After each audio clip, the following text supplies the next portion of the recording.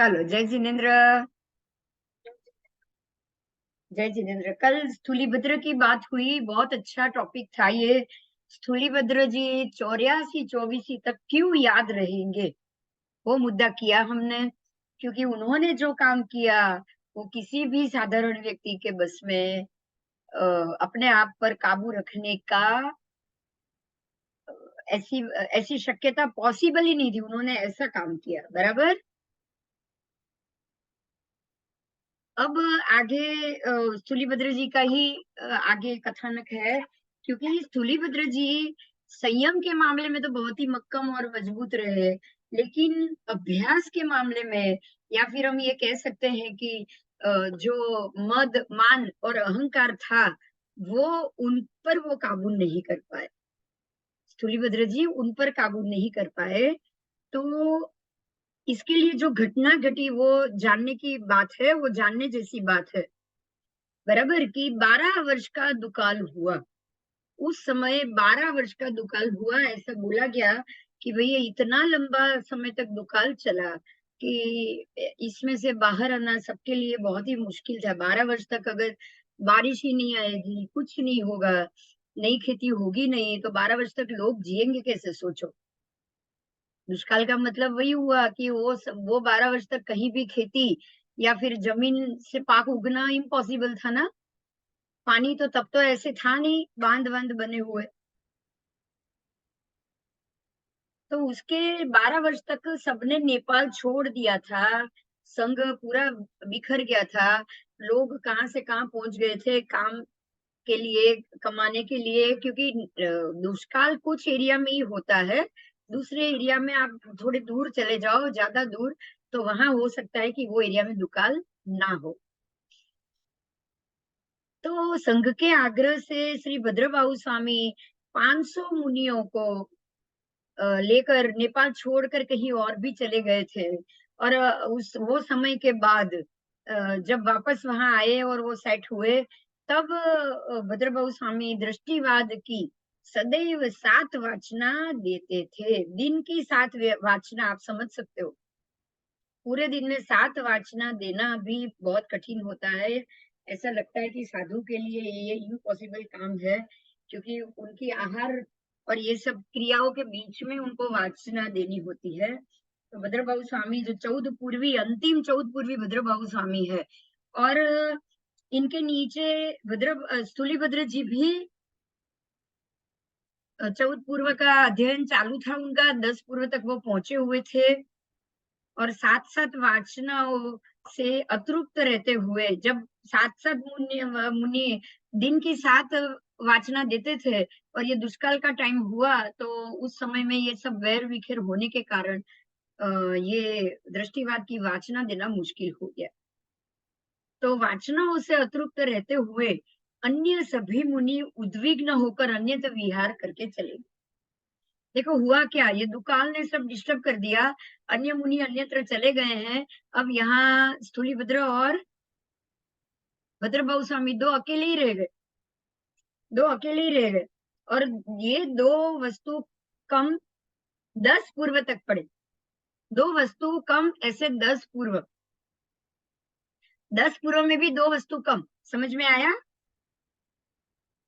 स्थूलीभद्र जी का अभ्यास 10 पूर्व तक हो गया है, 10 पूर्व में भी दो वस्तु कम पड़े हैं। वो वहां तक उन्होंने गाथार्थ और स्वाध्याय किया है, चालू है उनका स्वाध्याय। और ऐसे में उनको निबंधन के लिए यक्षदिन्ना, सेना वेणा रेणा आदि उनकी जो 7 बहनें थी, वो सातों साध्वी बनी हुई थी, उनकी सगी बहनें। वो आए उनसे मिलने, भाई से मिलने आए, क्योंकि भाई भाई से मिलना बहनों का तो होना है, वो तो स्वाभाविक बात है। तो स्थूलीभद्र को मालूम पड़ा कि मेरी बहनें मिलने के लिए आ रही है। दूर से ही उन्होंने देख लिया, तो गुफा के अंदर बैठे थे। गुरुदेव ने कहा कि आपके भाई वो गुफा में है, आप वहां जाकर मिलो। और ये बहनें मिलने के लिए वहां गई। स्थूलीभद्र ने उनको खुद जो सीखे हैं उस विद्या का उपयोग करके बहनों को अचंभित करने का सोचा, आश्चर्य पहुंचाने का सोचा। और उन्होंने वो विद्या के कारण अपने आप को एक सिंह के रूप में ढाल दिया। वो जिंदा सिंह बन गए। मतलब ऐसी विद्याएं हैं जो 10 ये हमारे 10 पूर्व के अंदर ये बात आती है। और आप अपने आप को कुछ समय के लिए सिंह भी बना सकते हो। तो जो उन्होंने सिद्धि प्राप्त की थी उसके अनुसार वो उन्होंने अपने आप को सिंह बना लिया।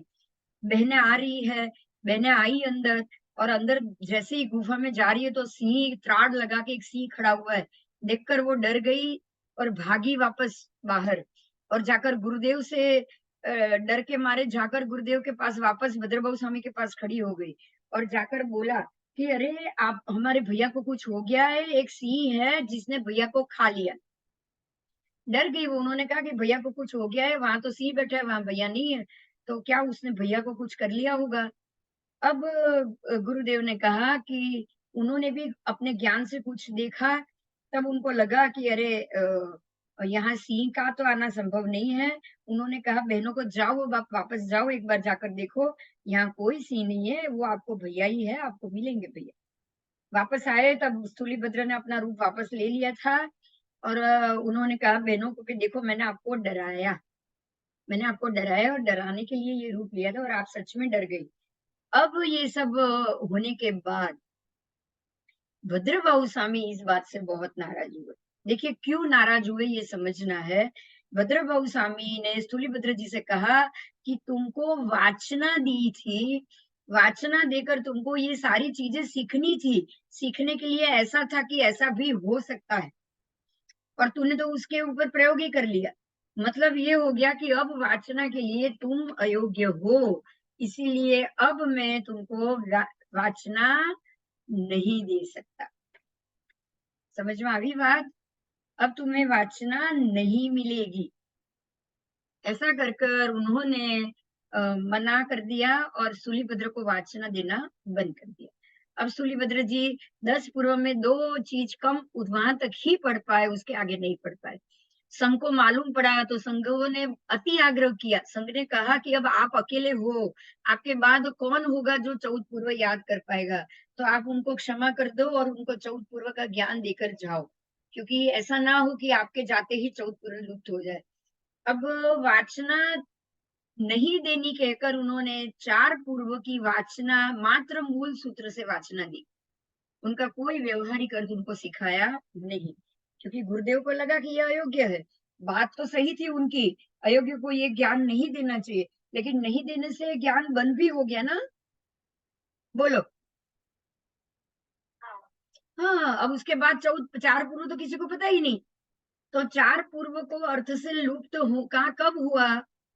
स्थूलीभद्र जी से हुआ, बराबर। इसीलिए ऐसा कहा गया कि जम्बू स्वामी अंतिम केवली, उसके बाद प्रभव स्वामी, संयमभव स्वामी, यशोभद्र स्वामी, संभूति विजय स्वामी, भद्रभाव स्वामी और स्थूलीभद्र स्वामी, ये 6 के 6 श्रुत केवली हुए, श्रुत केवली। पर जम्बू स्वामी अंतिम केवली हुए।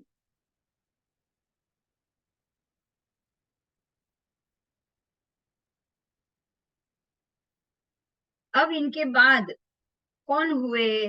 तो इनके बाद गौतम गोत्रीय स्थविर आर्य सूलीभद्र जी के 2 शिष्य थे, बराबर। उनके 2 शिष्य थे, एक का नाम था एलापत्य गोत्रीय स्थविर आर्य महागिरी, और दूसरा वासिष्ठ गोत्रीय स्थविर आर्य सुहस्तिगिरी। तो ये महागिरी सुहस्तिगिरी दोनों स्थूलीभद्र जी के शिष्य थे।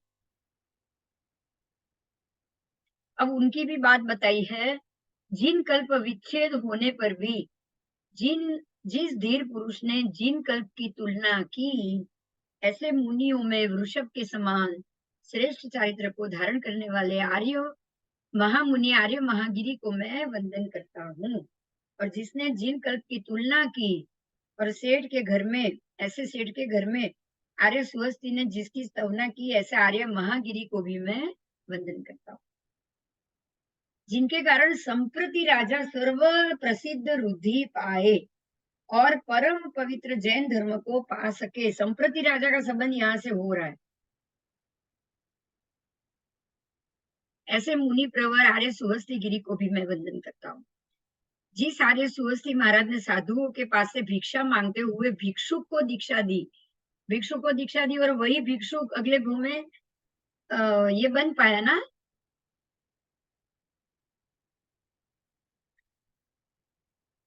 संप्रति राजा। और उसने इतनी सारी प्रतिमा जी भरवाई, तो उनके पूर्व भाव में भी ये उसका संबंध आर्य सुहस्ती महाराज से हुआ, इसीलिए उनको खास रूप से वंदन किया गया है। बराबर। अब वो वार्ता को यहाँ बताया गया है, वो घटना को, तो उसको हम सुनेंगे। श्रेणी का पुत्र कोणिक और उसका पुत्र उदाई और उसका पुत्र कुणाल, नहीं नहीं अभी तो बहुत है।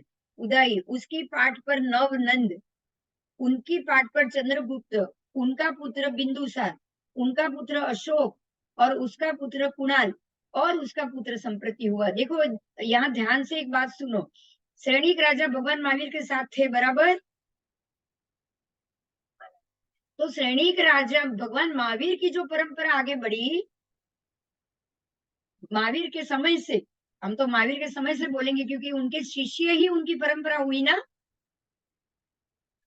पाठ परंपरा। जैसे उनकी पाठ परंपरा बढ़ी, ऐसे ही श्रेणिक राजा के कुटुंब की परंपरा बढ़ रही है, बराबर।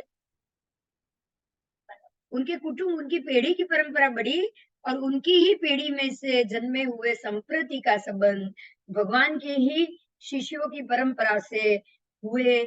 जो दो आर्य सुहस्तिगिरी, आर्य महागिरी, ये दोनों का संबंध आर्य उनके संप्रति राजा के साथ हुआ है।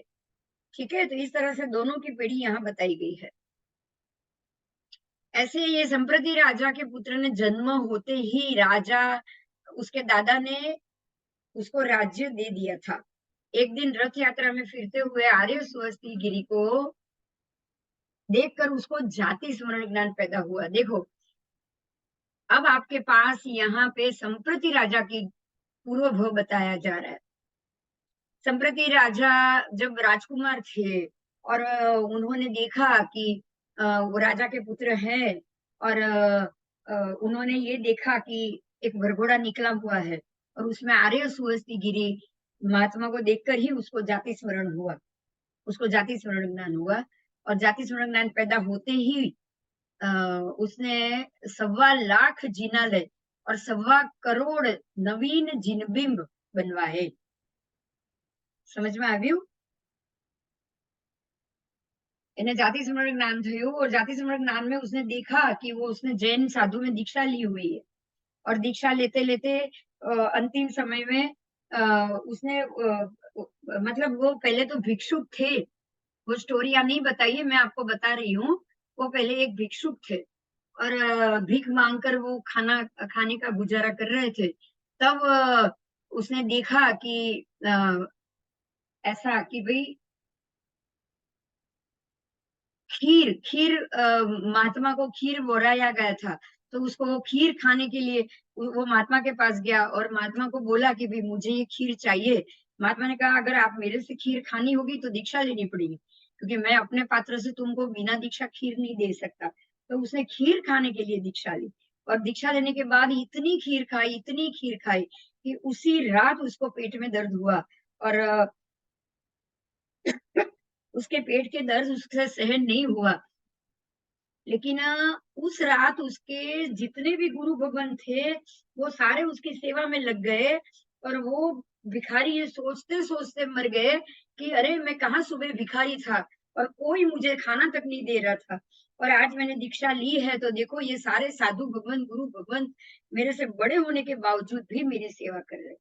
तो ये सोचते सोचते जब उसके प्राण गए, तो दूसरे ही भाव में ये दीक्षा लेकर उसने जो भी भाव, शुभ भाव की भावना आई थी, उस कारण से वो राजकुमार संप्रति के रूप में उसका जन्म हुआ। तो उसको ये जाति स्मरण ज्ञान हुआ कि अरे ये तो वही गुरु है जिन्होंने मुझे पूर्व भाव में बहुत अच्छी तरह से खीर भी खिलाई, और बहुत अच्छी तरह से मेरा अंतिम समय में उन्होंने मुझे सही और अच्छी धर्म की बातें भी सुनाई। बराबर। तो जैसे ही उनको ये जाति स्मरण ज्ञान पैदा हुआ, उन्होंने 1.25 लाख जिनालय बनवाए। संप्रति राजा ने क्या बनवाया? 1.25 लाख जिनालय और 1.25 करोड़, उसके अंदर 1.25 करोड़ नवीन जिनबीम बनाए, 36,000 मंदिरों का जीर्णोद्धार कराया, 95,000 पीतल की प्रतिमाएं भरवाई और हजारों दानशालाएं खोलकर 3 खंड की पृथ्वी को जैन धर्म से विभूषित कर दिया। देखो, पूर्व जन्म का ज्ञान होना और इस जन्म में अपनी संपत्ति को सही तरह से बांटना, ये भी तो अपने मन सोच पे डिपेंड करता है कि नहीं? हाँ, संस्कार और ऐसी सोच होगी या उनके ऐसा कर्म होगा तो ही ये हो पाएगा ना। नहीं तो इतने पैसे मिलने के बावजूद भी व्यक्ति उस तरफ नहीं देखता है, बराबर। हम्म। तो इस प्रकार से उन्होंने जैन धर्म से 3 खंड की पृथ्वी, इस तरफ के सभी जहाँ वो जा सकते थे वो सभी एरिया में उन्होंने मंदिर, जीर्णोद्धार और प्रतिमा जी और नए मंदिर बना के जैन धर्म को बहुत फैलाया। अनार्य देशों को भी कर मुक्त कराया और धर्मानुयायी बनवाया। साधु वेश धारण करने वाले सेवकों को अनार्य जैसे देशों में भेजकर साधुओं के विहार करने योग्य बनाया। उन्होंने जो जो अनार्य भूमि थी वहां साधु जाकर विहार कर सके। साधु तभी विहार करेंगे जब वहां जिनालय होगा, जिनबीम होगा या उपाश्रय होगा, बराबर। हाँ, तो उन्होंने ये सब बनवाए। अपने सेवक राजाओं को भी, मतलब जो जो राजा उनके हाथ नीचे के छोटे छोटे राज्यों के मालिक थे, उनको भी उन्होंने जैन धर्म में अनुरक्त कराया। और जो प्रासुक वस्तु होती है, अन्न पात्र, अश्न, दही आदि जो बेचते थे, उन्हें संप्रति राजा ने ये कह के रखा था कि तुमको आते जाते मुनियों के सामने अपनी चीजों को रखनी पड़ेगी, बराबर। और जो पूज्य वो चीज को ग्रहण करे उनको खुशी खुशी से तू दे देना, और बाद में जितना भी पैसा खर्चा लगे तुमको हमारा मेरा खजांची तुमको वो पैसे भी दे जाएगा और उन चीजों का मूल्य और इच्छित लाभ भी तुमको दिया जाएगा। मतलब उन्होंने सबको बोल दिया था, सब राजाओं को, कि कहीं पर भी मुनि भगवंतों को कोई भी तकलीफ नहीं होनी चाहिए।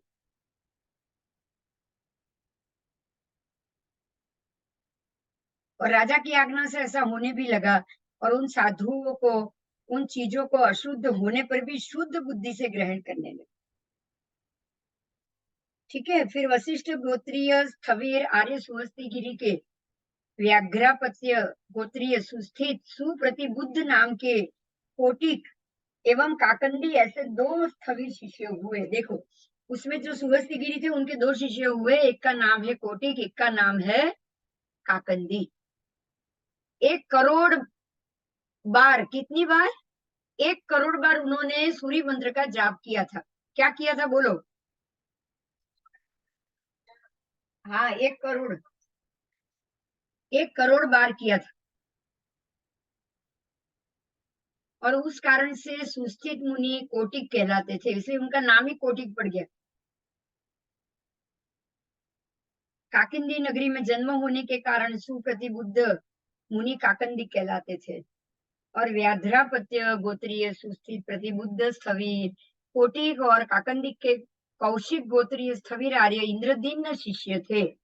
कौशिक गोत्रीय स्थवीर आर्य इंद्रदीन के गौतम गोत्रीय स्थवीर आर्य दिन शिष्य थे। मतलब उनके शिष्य कौन कौन थे वो बताया जा रहा है। आर्य दिन के शिष्य आर्य सिंह गिरी थे। क्या नाम था? आर्य सिंह गिरी। ये पीढ़ी आगे आगे बढ़ रही है।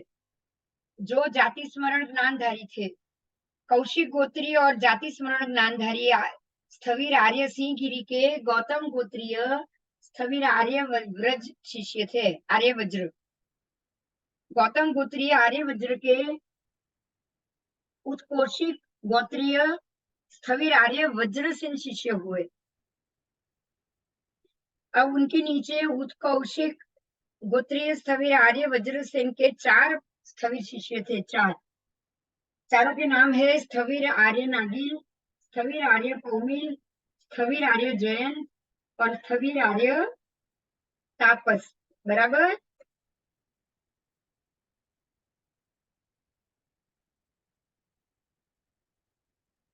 स्थविर नागिन से, हाँ,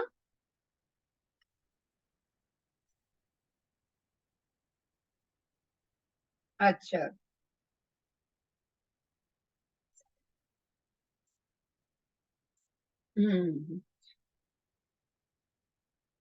स्थविर नागिन से आर्य नागिला नाम की शाखा निकली, और स्थविर आर्य कौमिल से आर्य कौमिला शाखा निकली। स्थविर आर्य जैन से आर्य जयंती शाखा निकली, और स्थविर आर्य तापस से आर्य तापसी शाखा निकली। देखो यहीं से ये और 4 शाखा निकल चुकी है। आर्य यशोभद्र से स्थविरावली इस प्रकार से जाननी। इसमें बहुत से भेद तो लेखक दोष के हेतुभूत समझना चाहिए। शेष स्थविरों की शाखाएं और कुल प्रायः आज एक भी मालूम नहीं होते। उनको जानने वालों का मत है कि दूसरे नामों से वो तिरोहित हो गए होंगे। कुल एक आचार्य का परिवार समझना चाहिए। कुल का मतलब क्या है? एक आचार्य का एक परिवार। और गण एक वाचना लेने वाला समुदाय। गण का अर्थ है एक वाचना लेने वाला मुनि समुदाय, और कुल का अर्थ है एक आचार्य भगवान का परिवार।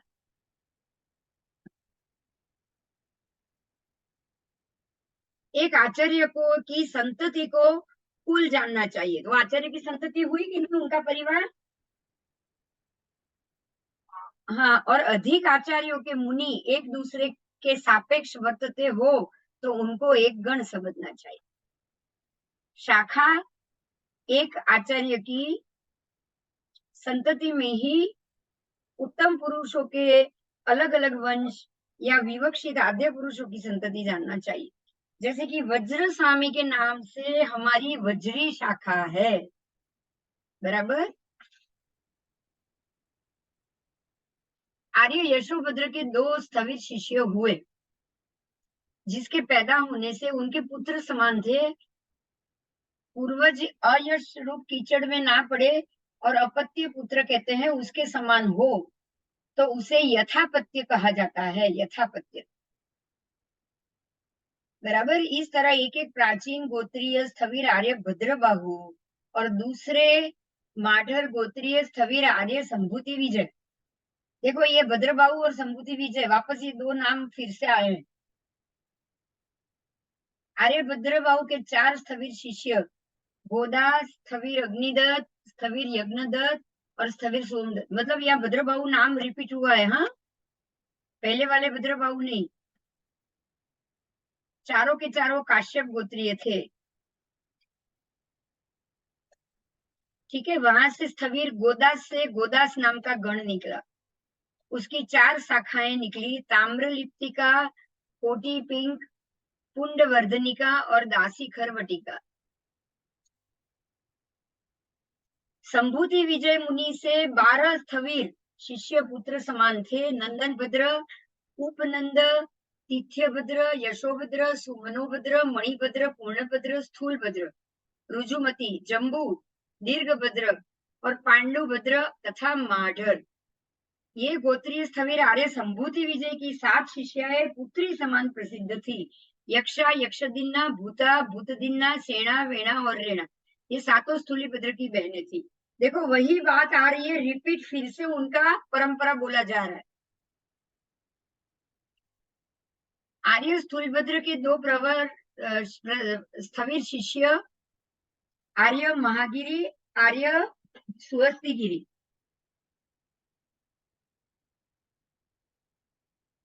ठीक है। आर्य महागिरी के 8 स्थविर शिष्य स्थविर उत्तर, स्थविर बलिस, स्थविर धनाढ़य, स्थविर श्रीमद्र, स्थविर कौडिन्य, स्थविर नागमित्र और स्थविर पड़ुलुक रोहगुप्त।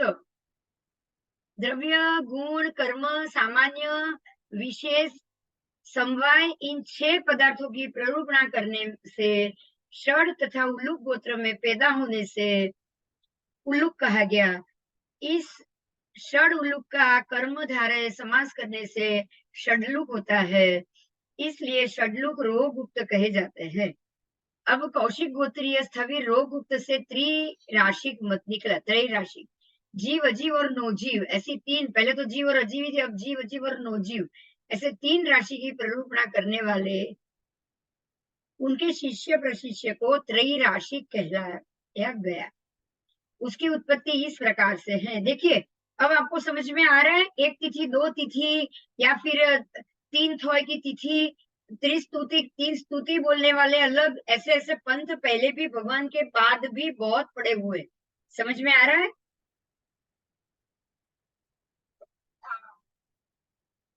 तो ऐसे कोई नए पद अपन आगम का पंथ निकालेंगे तो कोई गलत नहीं होगा, ये भी समझ में आ रहा है। हम आगम की तिथि का एक अलग पंथ निकाल सकते हैं, इसका मतलब ये हुआ, बराबर। जब इतने सारे नाम से उनकी शाखाएं निकली है, तो अगर हम ये जो हमारी आगम व्यवस्था के ऊपर से पंचांग ले और उसकी तिथि से नए निकाले तो क्या गलत करेंगे बताओ। हाँ, कोई गलत नहीं होगा उसमें। એટલે जितने जुड़ेंगे धीरे धीरे जुड़ेंगे ना, जिनको जुड़ना है जुड़े। अब देखो एक बात समझ लो, एक ही संघ हो, एक ही समुदाय हो, वो परमात्मा के बाद भी नहीं हो पाया, परमात्मा के समय में भी नहीं हो पाया, तो आज कैसे हो पाएगा। फिर हमको ये सोचना चाहिए कि ऐसा हो तो ही करे ऐसा।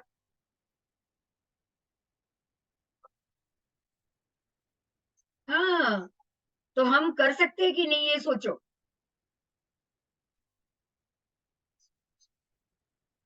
तो सॉल्यूशन करने के लिए लोग के दिमाग की सोच भी तो होनी चाहिए।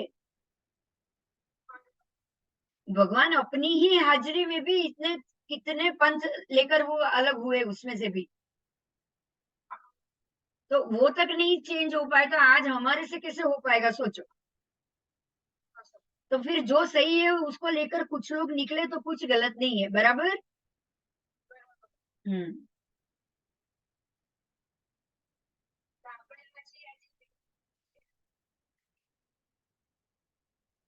ના ના, આપણે સાચી તિથિ જ ફોલો કરવાની બસ।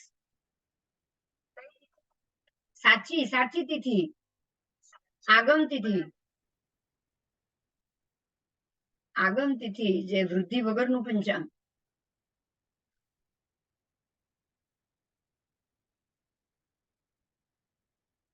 चलो, तो तीन राशि की प्ररूपणा करने वाले उसके शिष्य प्रशिष्य त्रय राशि कहलाते हैं। उसकी उत्पत्ति इस प्रकार हुई। श्री वीर प्रभु के निर्वाण के बाद 544 वर्ष में अंतरंजिका नामक नगरी में भूत गुरु जैसे व्यंतर के चैत्य में रहे हुए श्री गुप्ताचार्य को वंदन करने के लिए दूसरे ग्राम से आते हुए उसके रोगुप्त नामक शिष्य ने एक वादी द्वारा बजाए हुए पटक का ध्वनि सुना और उस पटक को स्पर्शित किया। वहां आकर आचार्य से उसने बात की।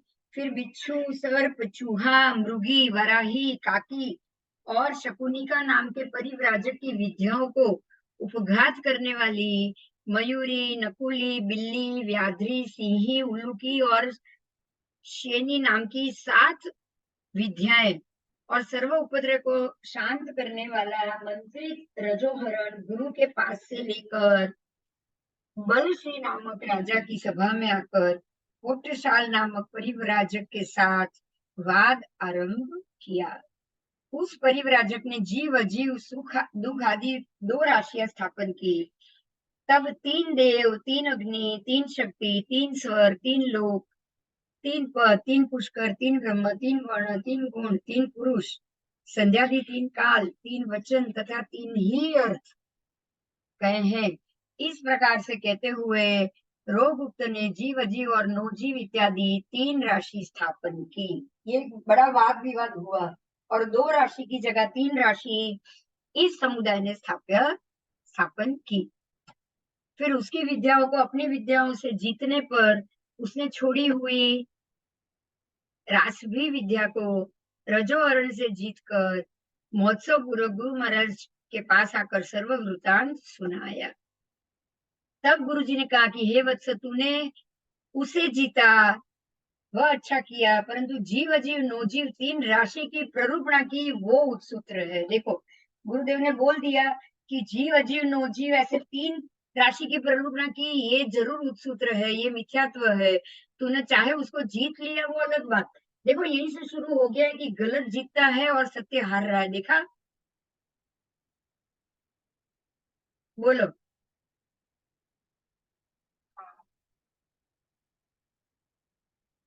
गलत जीत गया और सत्य हार गया है। गुरु ने कह दिया कि तूने ये कर तो लिया है, लेकिन इतना याद रखना कि ये जो तूने बताया है, जिसको साबित किया है, वो सूत्र है। बराबर? इसलिए उसके संबंध में तू वहां जा और मिच्छामि दुक्कड़म देकर आ। तो सभा में इस तरह से स्थापन किए हुए अपने ही मत को मैं स्वयं ही वहां जाकर अप्रमाण कैसे करूं? उन्होंने सोच लिया कि मैं मेरे ही मत को कैसे अप्रमाण, मैं जाके वह बोलूं कि मैंने झूठ बोला है। तो ये सोचकर अहंकार पैदा होने से उसने वैसा नहीं किया। बराबर?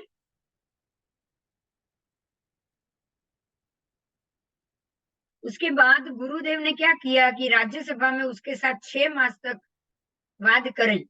अब गुरुदेव खुद शिष्य से वाद कर रहे, 6 मास तक उनका वाद चला, और अंत में उसने कृतिकापण से पुत्रिकापण, यानी कि 3 लोक।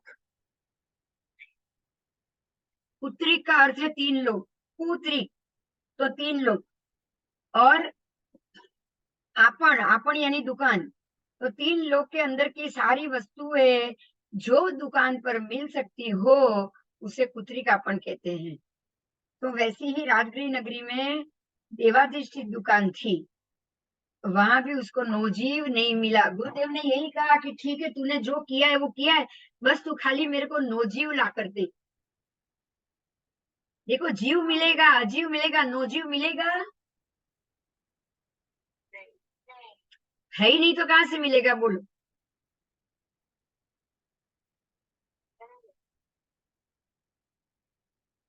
उसने बहुत कोशिश की, लेकिन वहां पर ना मिलने के कारण 4400 प्रश्न किया गुरुदेव ने उसको। कितने किए? 4400 प्रश्न उसको किए, और वो प्रश्न करने के बाद उसको ये प्रश्न का वो जवाब नहीं दे पाया, तो अब वो हारेगा ना। हाँ, तो वो हार गया, परास्त हुआ। और फिर भी उसने अपना आग्रह नहीं छोड़ा, उसने अपनी हठ नहीं छोड़ी, जिद नहीं छोड़ी। उसने कहा ये जीव अजीव नोजीव है और ये वो नहीं ला पाया फिर भी। तब जाकर तंग आकर गुरुदेव ने क्रोध से थूकने के पात्र में से उसके मस्तिष्क पर भस्म डालकर उसे संग बाहर कर दिया। फिर उस त्रैराशिक छठे निन्हव ने वैशेषिक मत प्रकट किया। देखो, यहाँ छठा निन्हव आया। 6 भगवान के जाने के बाद 9 निन्हव हुए, भगवान के ही नीचे 9 निन्हव हुए। उसमें से सबसे पहला निन्हव था जमाली। उसने भी अपना एक मत नया शुरू किया था, ऐसे ही इसने भी एक नया मत शुरू किया। उसका नाम था वैशेषिक। और ये तो छठा निन्हव है, तो इससे पहले 5 और हो गए।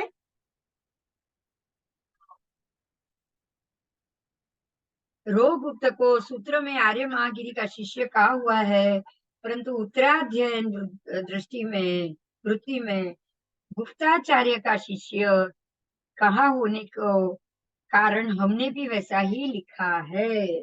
बराबर?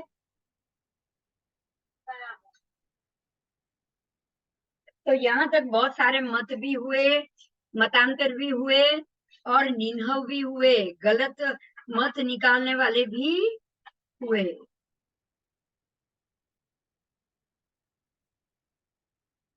आओ, स्थविर उत्तर बलि सह से उत्तर बलि सह नाम का गण निकला। अब एक और स्थविर आया, उत्तर बलि सह। उसने एक नया गण निकाला। उसकी 4 शाखा हुई, कौशाम्बिका, सौरितिका, कौटुंबिनी और चंद्रनगरी। कितनी हुई शाखा उसकी? 4।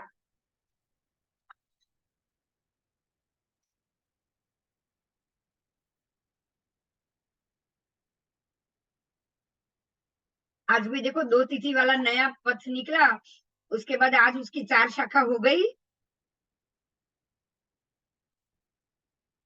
हुई कि नहीं? पथ निकाला रामचंद्र, पथ निकाला, हाँ, कीर्ति यश सूरी अलग हुए, अलग, सोमचंद्र सूरी अलग, और चौथे नए वर्धन महाराज अलग। हाँ, तो अब उनकी 4 शाखा मानी जाएगी। ऐसे ऐसे एक पंथ निकलता है, उसकी 4 4 8 8 शाखा और होती है। समझ में आया?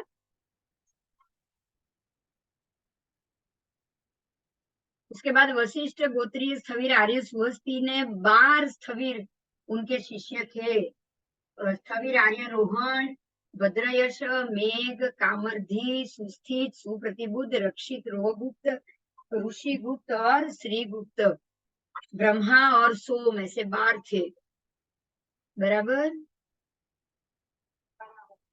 रोहन से उद्देह नाम का गण निकला, उसकी भी 4 शाखा, 6 कुल निकले।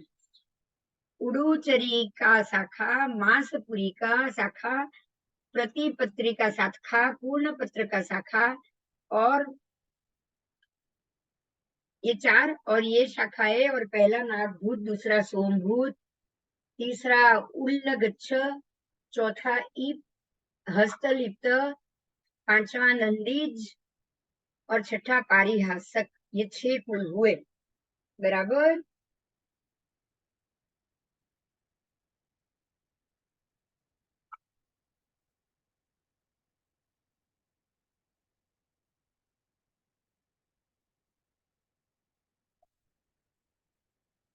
अब जो भद्रयशा थे, उनमें से 4 शाखा और 3 कुल निकले। चंपीजिया, भद्दीजिया, काकंदिका और मेघ हलीजिय। बराबर। और 4 शाखा निकली है, वो है भद्रयशिक, भद्रगुप्तिक, यशोभद्र। ये 3 कुल निकले।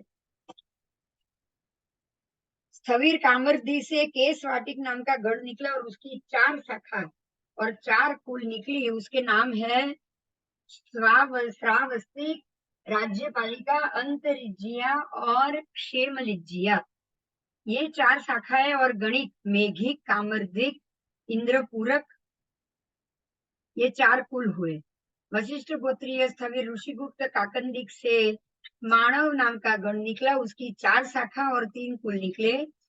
काश्यपी का, गौतमी का, वाशिष्ठी का और सौराष्ट्री का, ये 4 शाखा। ऋषिगुप्त, ऋषि दत्तिक और अभिजयंत, ये 3 कुल। अब समझ में आ रहा है? इतने सारे आज भी संप्रदाय है, तो कहाँ से बाहर निकला होगा?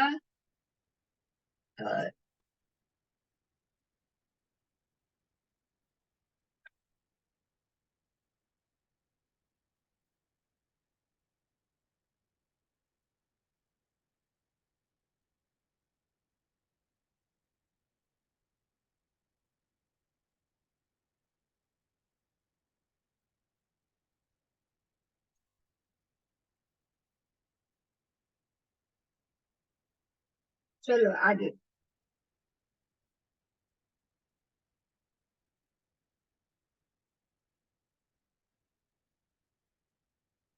3 कुल उस प्रकार से थे।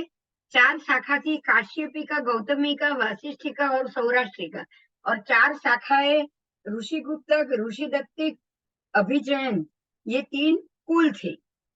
ऐसे ही उसके बाद व्याघ्रापत्य, गोत्रीय और कौटिक, काकंदिक उपनाम वाले स्थविर, सुस्थित और सुप्रतिबुद्ध से कौटिक नामक गण निकला। उसकी 4 शाखाएं थी और 4 कुल थे। वो है उच्च नागरी, विद्याधरी, वज्जी और मध्यमिका। और उनकी 4 शाखा थी, वो बंभलिप्त, वस्त्रलिप्त, वाणिज्य और प्रश्न वाहनक। ये 4 कुल थे। उसके बाद है व्याध्यापत्य, गोत्रीय एवं कौटिक, काकिंदीय उपनाम वाले स्थविर, सुस्थि और स्थविर, प्रतिबुद्ध। अरे स्थविर सुप्रतिबुद्ध, बराबर।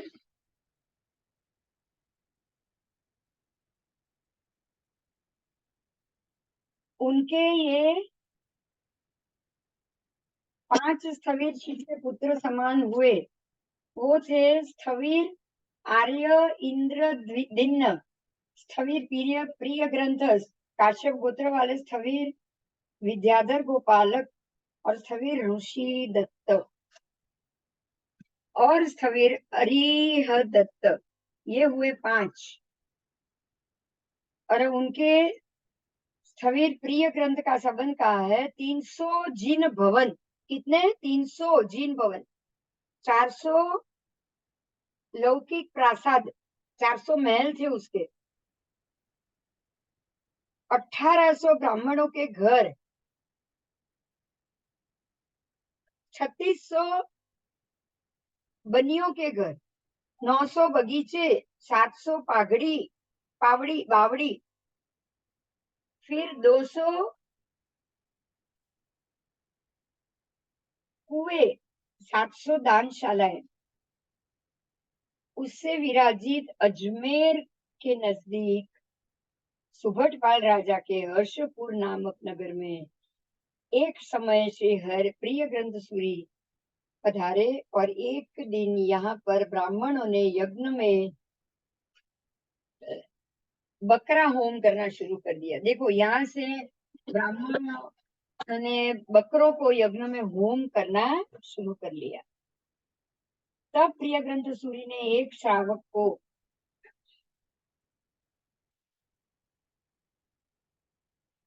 वासक्षेप दिया और ये कहा कि उस बकरे पर डालकर उसे अंबिका अधिष्ठित किया। इससे बकरा आकाश में जाकर बोलने लगा कि अरे ब्राह्मणों, तुम मुझे बांध कर लाए हो, परंतु यदि मैं भी तुम्हारे जैसा निर्दय हो जाऊं तो क्षण वार में मैं भी तुम्हें मार डालूं।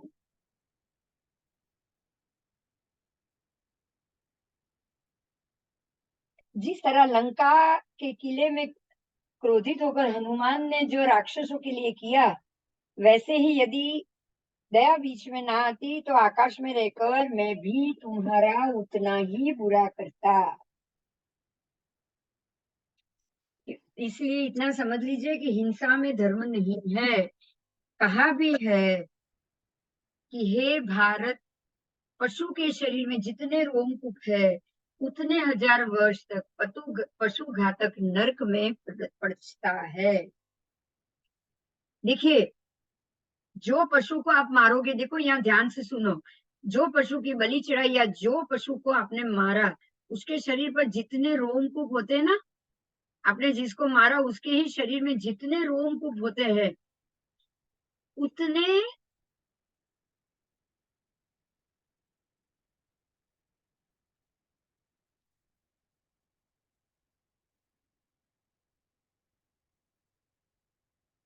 उतने हजार वर्ष तक, समझ लो कि उसके रोमकूप कम से कम 10,000 है। तो 10,000 रोमकूप है तो उतने हजार, मतलब कि और 10,000 वर्ष तक उसकी ये हालत होगी।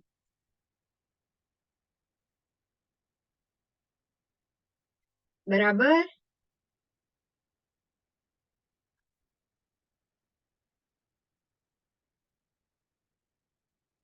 उसकी जगह उल्टा करो, उसकी जगह उल्टा करो, यदि कोई सुवर्ण का मेरू या सारी पृथ्वी दान में दे दे, सुवर्ण का मेरू दान में दे या सारी पृथ्वी दान में दे दे, या फिर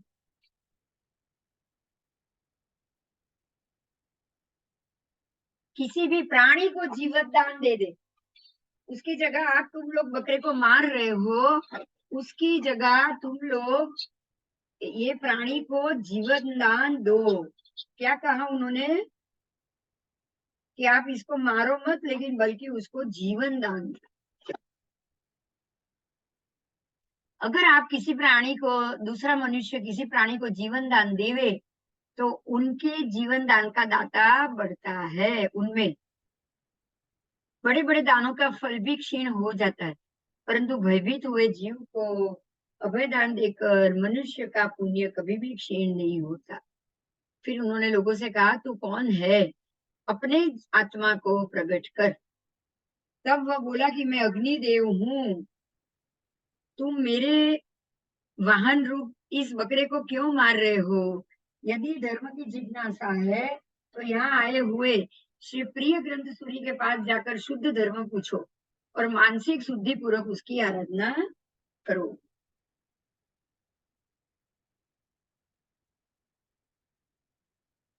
जैसे राजाओं में चक्रवर्ती बलवान है, धनुर्धारियों में धनंजय अर्जुन बलवान है, ऐसे ही सत्यवादियों में एक ही धुरी बची है। तो बराबर इसी तरह से उस ब्राह्मणों ने भी ऐसा ही किया।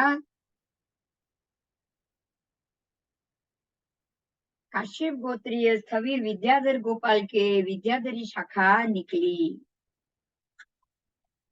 स्थविर प्रिय ग्रंथ से मध्यमा शाखा निकली। काश्यप गोत्रीय आर्य सुवस्ती से गोत्रीय स्थावीर आर्य दिन शिष्य थे। गौतम गोत्रीय स्थावीर आर्य दिन के भी 2 शिष्य हुए। माझर गोत्रीय आर्य शांति सैनिक और जाति स्मरण ज्ञानधारी कौशिक गोत्रीय आर्य सिंह गिरी।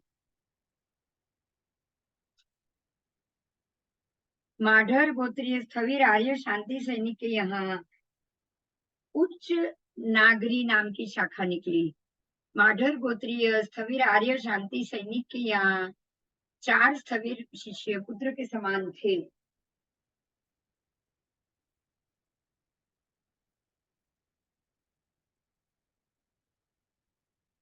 स्थविर आर्य सैनिक, स्थविर आर्य तापस, स्थविर आर्य कुबेर और स्थविर आर्य ऋषि पालित।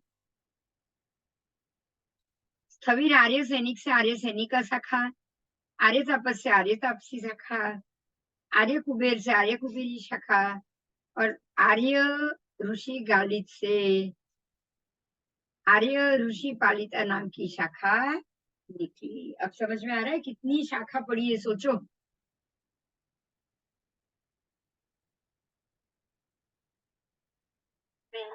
हाँ हाँ, શાખા એટલે હા બસ અલગ મત એમ પેલું જેમ જીવ અજીવ નો જીવ કરીને પોતાની માન્યતા પ્રમાણે એક વસ્તુ મૂકી દીધી એટલે પાછું મિથ્યાત્વ તો ચાલુ થઈ જ ગયું એનાથી। ભગવાનની વાતથી જરાક વિપરીત જાઓ એટલે મિથ્યાત્વ થઈ જ જાય। અને સમજ હોય નહીં એટલે જેટલી સમજ હોય એ પ્રમાણે તમે એમ કહી દો આ તો ખોટું જ છે, હવે આવું સાચું હોઈ શકે તો એ પણ મિથ્યાત્વ થયું ને। એટલે એવી રીતની બધી શાખાઓ પડતી જ રહી છે।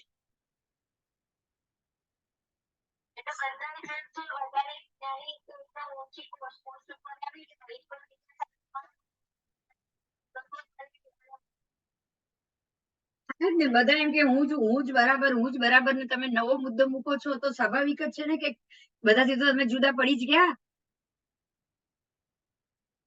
એટલે નવો મુદ્દો જુદા પડવા માટે બી તો તમે નવો મુદ્દો મૂકો।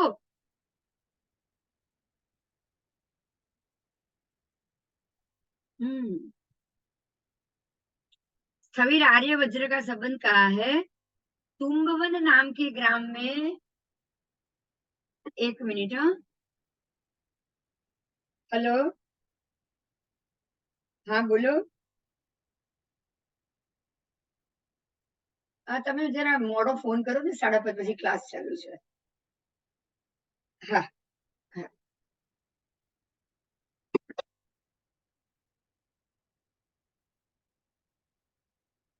आर्य वज्र का संबंध बोला गया है। अब तुम्बवन नाम के ग्राम में अपनी सुनंदा नामक सगर्भा पत्नी को छोड़ के धनगिरी ने दीक्षा ली।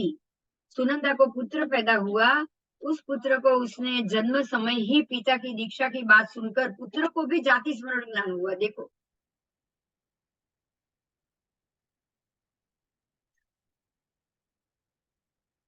और माता का मोह कम करने के लिए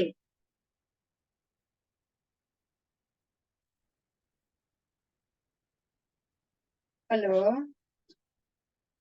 ના ના, બસ સરસ સરસ ફાઇન.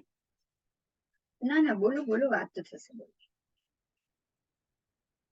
ના ના, છે, ચાલુ જ છે, બધું વચ્ચે 10 મિનિટ.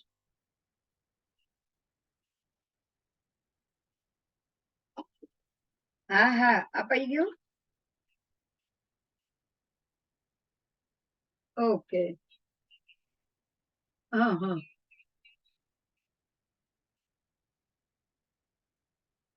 હમ. અચ્છા, એવું છે.